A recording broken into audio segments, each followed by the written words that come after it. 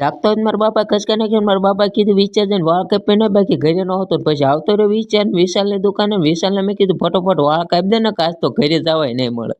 ઓસોનમાં મેલીમાં દર્શન કરી રોડ આવી જોઈતા એક આયા ને એક આયા ને એક આયા ને બધું સર શું આ બધા નોખા પડી જશે શું આ કઈ ખબર નથી પડતી મને. બેન ઉતાર નાખે ને સચિનભાઈ કીધું જાવ તું કામ કરજે ને એમ જાય વિચાર મોજ કરું. બે દોડીને પાઈ દીધું પેટ્રોલ ને પછી નીકળી ગયા વિચાર તરફ. હો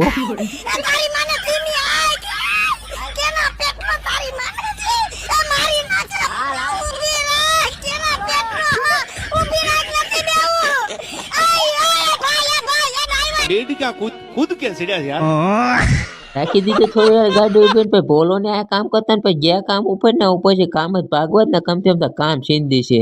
अभी तो रुको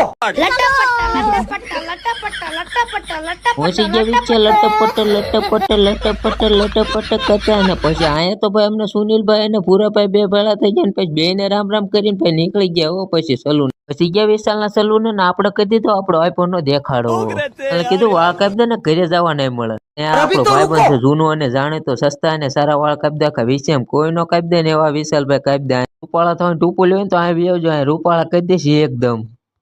મુલાકાત કરજો તમને મજા આવે ને તો જ. આ એડ્રેસ ની વાત કરું તો વિચાર પોલીસ ચોકીની સામે એક જે બીજા માળના શોપિંગ ઉપર ત્રીજી દુકાન છે.